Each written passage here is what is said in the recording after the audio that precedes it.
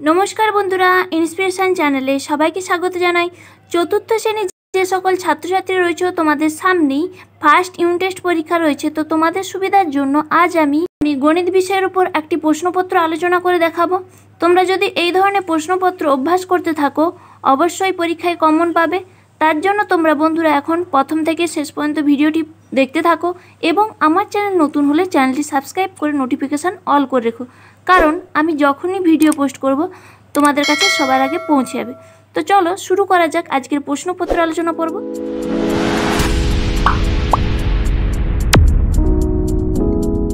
देखो एखाने एकेर दाग दिए कि बोलेছে सठिक उत्तरटिर माथाय टिक चिन्ह दाओ। तो प्रथम प्रश्न कয়ের दाग दिए कि बोलेছে 5 अंकेर बृहत्तम जोड़ संख्याटी हलो, एखाने रयेছে 1 2 3 4 5 5टी नय, एखाने रयेছে 1 2 3 4 4टी नय एवं 8, एखाने रयेছে एকক दशक शतक हजार अजुत माने एखाने रयेছে 10,000। तो बृहत्तम जोड़ संख्या बोलेছে, तो बृहत्तम যদি হয় তখন শুধু যদি বৃহত্তম বলতে তখন 5টি নয় হতো, কিন্তু জোড় সংখ্যা কথাটি উল্লেখ করেছে। তাহলে আমাদের এখানে হবে এইটা, এই যে 4টি 9 আর 98 যেটা রয়েছে এটা হবে আমাদের সঠিক উত্তর। তাই এর মাথায় আমি টিক চিহ্ন দিয়ে দিলাম। বুঝতে পারলে? বলেছে লিপিয়ার হয় 366 দিনে, 365 দিনে, 30 দিনে। এখানে তোমাদের সঠিক উত্তর 366 দিনে। আশা করি তোমরা সবাই জানো। গয়ের দাগে বলেছে 593 সংখ্যাটিতে 9 স্থানীয় মান ও প্রকৃত মানের যোগফল কত। আমরা কি জানি স্থানীয় মান কোনটা? এই যে 9 যদি স্থানীয় মান দেখি তাহলে কত হবে 9 আর 0। কেন? কারণ 9 এর পর একটি সংখ্যা রয়েছে তাই আমি একটি 0 দেব, আর 9 এর প্রকৃত মান কত হবে 9 হবে। তাহলে এই দুটোর কি বলেছে যোগফল করতে। তো যোগ করলে আমরা দেখে নেব 9 0 যোগ করলে এখানে হবে 9 আর এখানে 9, তাহলে কত হলো 99। তাহলে আমি এখানে কি লিখব যে স্থানীয় মান ও প্রকৃত মানের যোগফল 12 93 99, এখানে সঠিক উত্তর হবে 99। তাই এর মাথায় টিক চিহ্ন দিলাম। এরপর ঘয়ের দাগে বলেছে যে সংখ্যা দিয়ে ভাগ করা হয় তাকে বলে ভাজ্য, ভাজক, ভাগফল। যে সংখ্যা দিয়ে ভাগ করা হয় তাহলে তাকে বলে ভাজক, আর যাকে ভাগ করি আমরা সে হয় ভাজ্য। এরপর দেখো দুয়ের দাগে কি বলেছে নিচের প্রশ্নগুলির উত্তর দাও। এখানে প্রথমে কয়ের দাগ দিয়ে বলেছে 2 8 0 ও 5 অঙ্কগুলি দিয়ে গঠিত 4 অঙ্কের সবচেয়ে ছোট সংখ্যাটি লেখো। তো 4 অঙ্কের এখানে সবচেয়ে ছোট সংখ্যা কি হবে? ছোট সংখ্যা বলেছে তাহলে এখানে হবে 2 0 তারপর 5 8। বুঝতে পারলে? কারণ সবথেকে ছোট বলছে, যদি বড় বলতো তখন 8 0 5 2 লিখতাম। এখানে যেহেতু ছোট চেয়েছে তাই 2058 হলো সবথেকে এই সংখ্যাগুলো দিয়ে গঠিত ছোট সংখ্যা। বুঝতে পারলে? এরপর ক্ষয়ের দাগ দিয়ে বলেছে 2 দিন সমান কত সেকেন্ড। আমরা কি জানি একদিন। তো এই অঙ্কটা আমি তোমাদের খাতায় করে দেখাচ্ছি। দেখো একদিন সমান আমরা কি জানি 24 ঘন্টা, তাহলে 1 ঘন্টা সমান কি হবে 3600 সেকেন্ড। এখানে এদিকে আমাকে বলেছে একদিন সমান যদি 24 ঘন্টা হয় তাহলে 24 ঘন্টা সমান কত সেকেন্ড আগে সেটা বের করি। তাহলে 3600 গুণিতক 24 যেটা বেরালো সেটা কত হলো এই যে 86,400 সেকেন্ড। এটা কত দিনের? একদিনের। এবার বলেছে আমাকে প্রশ্নে 2 দিনের, তাহলে আমি এর সাথে কি করব 2 গুণ করে দেব। করে দিলে কত হচ্ছে 1,72,800 সেকেন্ড। তাহলে উত্তর আমাদের কি হলো 1,72,800 সেকেন্ড। বুঝতে পারলে কিভাবে করতে হলো? এই ধরনের অঙ্কগুলো খুব ভালোভাবে তোমরা অভ্যাস করো। দেখো আমরা কি জানি 1 সপ্তাহ সমান 7 দিন। তো 11 সপ্তাহ 5 দিন বলেছে, তাহলে কি করব 11 সঙ্গে 7 গুণ করব, তাহলে কত হলো। আর এই যে 5 আছে সেটাকে যোগ করব, তাহলে 11 গুণিতক 7 সমান 77 যুক্ত 5। এবার কি করব 77 সঙ্গে 5 যোগ করব, করলে কত হলো 82 দিন। তাহলে 11 সপ্তাহ 5 দিন সমান কত দিন 82 দিন। এটাই তোমাদের উত্তর। এরপর দেখো গয়ের দাগের প্রশ্ন কি বলেছে 11 সপ্তাহ 5 দিন সমান কত দিন। তো আমরা কি জানি 1 সপ্তাহ সমান কি 7 দিন। তো 11 সপ্তাহ 5 দিন সমান কত হবে সেটা আমাদের হিসাব করে দেখতে হবে। তো চলো দেখে নেওয়া যাক। দেখো আমরা কি জানি 1 সপ্তাহ সমান 7 দিন। তো 11 সপ্তাহ 5 দিন বলেছে, তাহলে কি করব 11 সঙ্গে 7 গুণ করব, তাহলে কত হলো। আর এই যে 5 আছে সেটাকে যোগ করব, তাহলে 11 গুণিতক 7 সমান 77 যুক্ত 5। এবার কি করব, 77 সঙ্গে 5 যোগ করব, করলে কত হলো 82 দিন। তাহলে 11 সপ্তাহ 5 দিন সমান কত দিন, 82 দিন। এটাই তোমাদের উত্তর। এরপর দেখো তোমাদের ঘয়ের দাগে কি বলেছে, এক নিযুত লিখতে কটি শূন্য দরকার। আমরা দেখো নিযুত বলেছে, আমরা কি জানি একক, দশক, শতক, তারপর কি হাজার, অযুত, লক্ষ, নিযুত, তারপর কটি হয়। তো এখানে বলেছে এক নিযুত, এক লিখলাম। নিযুত লিখতে কটি শূন্য, 1 2 3 4 5 6। তাহলে উত্তর কি হবে, যে এক নিযুত লিখতে আমাদের 6টি শূন্য দরকার হয়। দেখো 3 দাগ দিয়ে কি বলেছে, যোগ করো। এখানে রয়েছে তোমাদের 2 মার্ক এই যোগের জন্য। তো যোগটা করবে কিভাবে, দেখো তোমরা নিশ্চয়ই ঘন্টা মিনিটের যোগ সবাই জানো, তাও আমি দেখিয়ে দিচ্ছি। দেখো 5 আর এখানে 8, 8 5 কত হবে 13, 13-র সঙ্গে আরও 5 যোগ করব, তাহলে কত হবে, 13-র সঙ্গে 5 যোগ করলে হবে 18। এখানে 1 থাকলো, সেটা এখানে বসিয়ে দিলাম। এরপর কি হবে, দেখো 1-এর সঙ্গে 2 যোগ করলে 3, 3-এর সঙ্গে 1 যোগ করলে 4, 4-এর সঙ্গে 1 যোগ করলে 5, তাহলে কত হলো 58 সেকেন্ড। এরপরে কি বলেছে, এবারে দেখো 5 রয়েছে, এখানে 0 রয়েছে, তাহলে 0-র সাথে 5 যোগ করলে কত হবে 5। আর এটা হলো মিনিটের ঘর, তাই এখানে মিনিট লিখলাম আর এখানে লিখলাম সেকেন্ড। বুঝতে পারলে।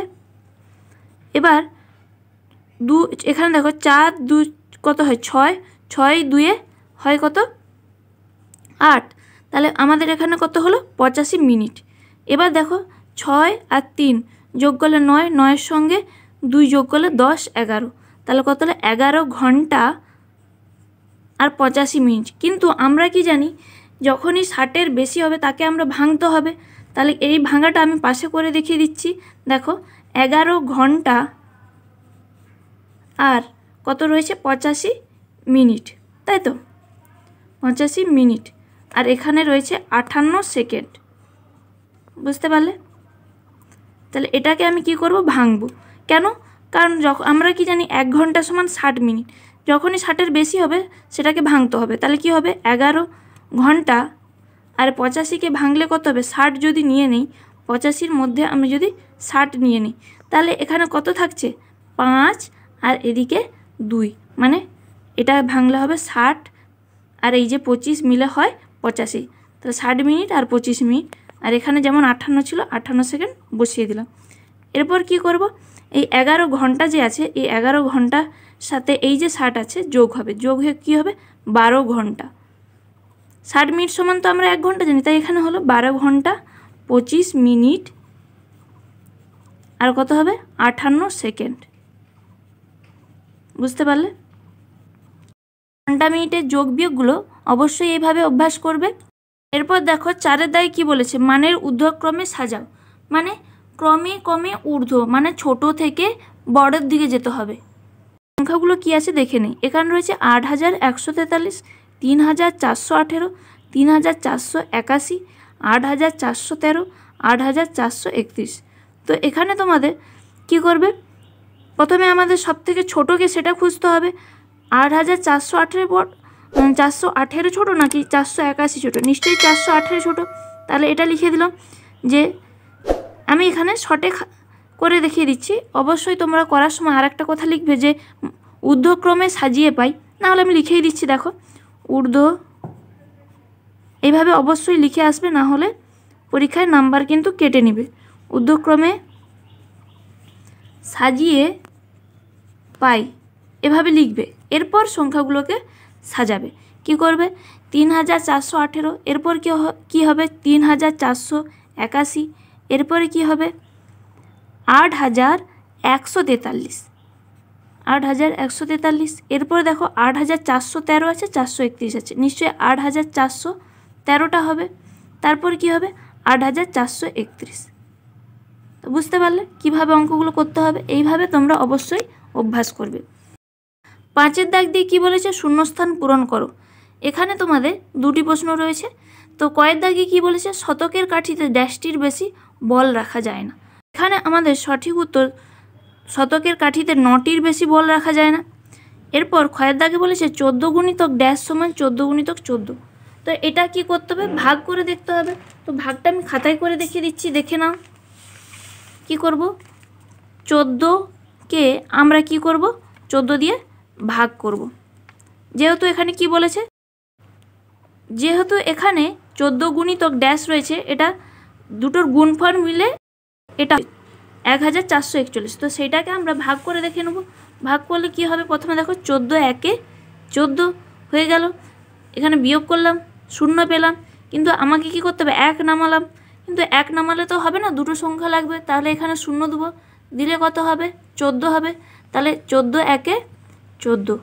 তো উত্তর আশা করি মিলে গেল, কত, 101।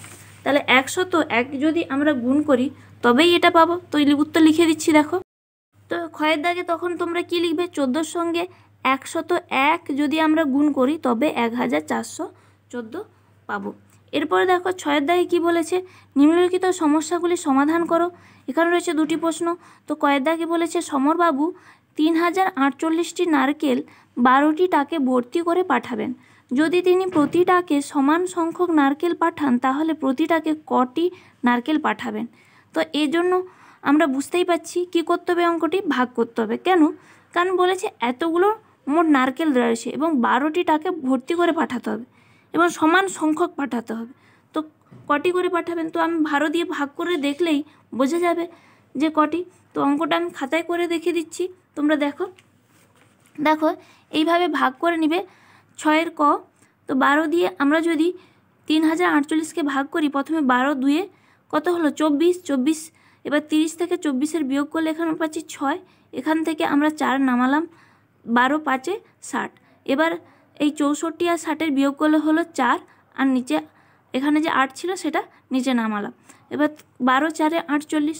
তাহলে আমাদের উত্তর কি হবে, যে এটা আমরা ভালোভাবে বুঝতে পারলাম যে প্রত্যেকটি টাকে যদি 254টি করে নারকেল পাঠান তবেই তো সমান সংখ্যকভাবে প্রত্যেকটা টাকে যাবে। তাহলে এটাই তোমাদের উত্তর। এরপর দেখো ক্ষয়ের দায় কি বলেছে, তোমাদের 19 জন বন্ধুর গড় বয়স 7 বছর হলে তোমাদের মোট বয়স কত।